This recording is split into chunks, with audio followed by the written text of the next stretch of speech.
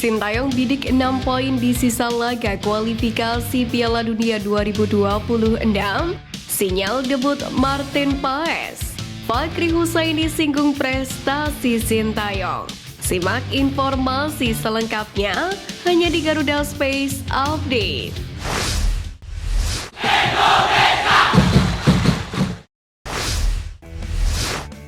Harga tiket timnas Indonesia versus Irak yang tersebar di media sosial mendadak viral usai memiliki nilai yang sangat tinggi. Dalam unggahan di beberapa media nasional, harga tiket timnas Indonesia versus Irak dijual paling murah sekitar Rp550.000.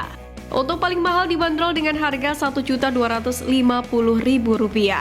Tentu saja, harga itu sangat mahal untuk masyarakat Indonesia. Harga tiket tersebut hampir sama saat timnas Indonesia menjamu Argentina pada laga FIFA Matchday pada Juni 2023 lalu, di mana paling murah dijual dengan harga Rp100.000 sampai dengan Rp750.000. Sontak, anggota Exco PSSI Arya Sinulinga akhirnya angkat bicara terkait harga tiket tersebut. Arya menegaskan bahwa PSSI masih belum merilis harga tiket laga timnas Indonesia versus Irak. Ia pun meminta publik untuk bersabar menantikan harga tiket laga tersebut. Pecinta sepak bola tanah air banyak yang khawatir rumput SUGBK tak memadai saat menjamu Irak, layaknya saat skuad Garuda kedatangan Vietnam pada Kamis 21 Maret lalu. Sebab stadion utama Gelora Bung Karno bakal dipakai konser. Rumput SUGBK sejatinya sudah coba diamankan oleh pengelola, namun kekhawatiran pecinta sepak bola tanah air itu tetap ada. Menanggapi hal tersebut, pengamat sepak bola tanah air Hadi Gunawan mencoba memberikan alternatif venue untuk laga timnas Indonesia versus Irak digelar di JIS. Bung Ahai menilai JIS layak dijadikan venue demi memberikan tekanan kepada para pemain Irak. Jika bermain di SUGBK, Ali Jasim dan kawan-kawan masih mendapatkan jarak antara lapangan dengan tribun, mengingat adanya trek lari di stadion tersebut. Namun jika laga digelar di JIS, jarak antara lapangan dengan tribun hanya sekira 8 meter saja. Sintayong berambisi mengantarkan timnas Indonesia menyapu bersih kemenangan di 2 laga tersisa kualifikasi Piala Dunia 2026. Meski hanya butuh 1 kemenangan untuk memastikan lolos ke fase berikutnya, STI menegaskan 6 poin akan membangkitkan mental para punggawa Garuda. Sementara saat ditanya soal persiapan tim menuju pertandingan, Sintayong menyebut sudah siap. Sejumlah nama sudah ia persiapkan dipanggil sambil melihat situasi dan kondisi yang terjadi. Sebelumnya, Sintayong mengaku tak khawatir dengan target tinggi dari PSSI usai kontraknya sebagai pelatih timnas Indonesia diperpanjang. Sintayong mengaku siap bekerja dan berjuang untuk mengembangkan sepak bola tanah air.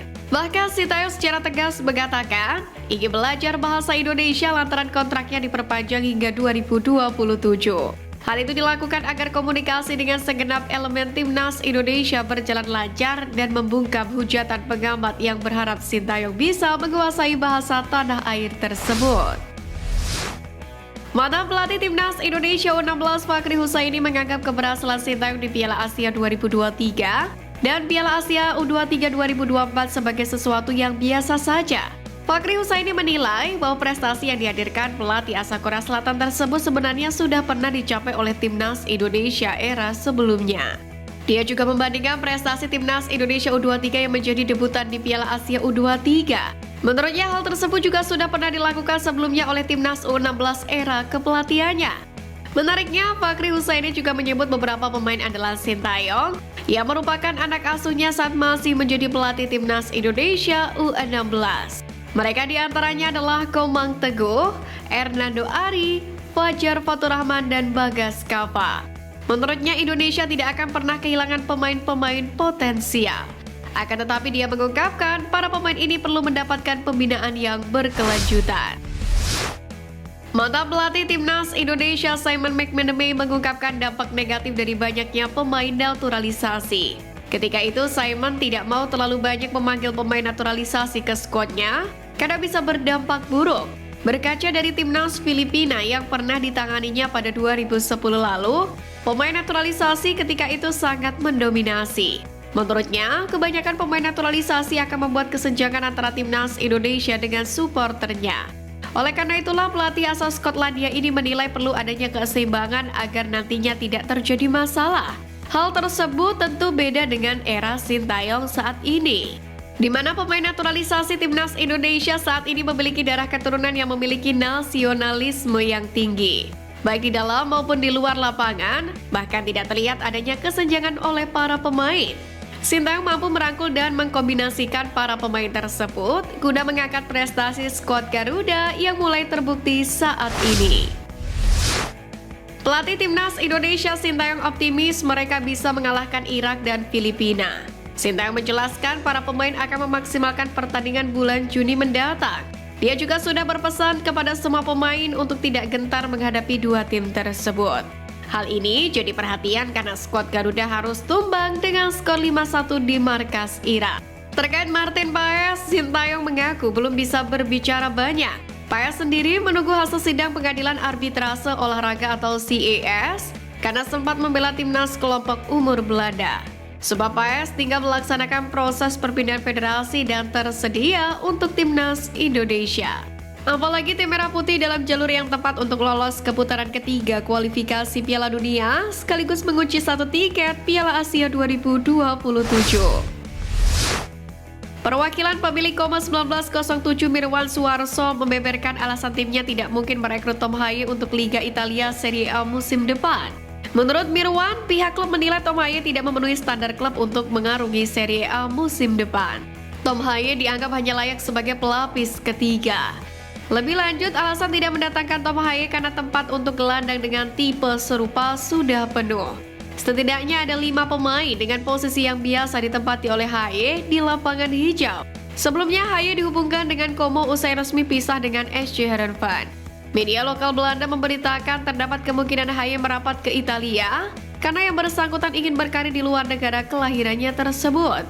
Bahkan saat berpentas di Serie B, Como 1907 pun sempat berencana merekrut Tom Haye, namun hal itu batal terrealisasi.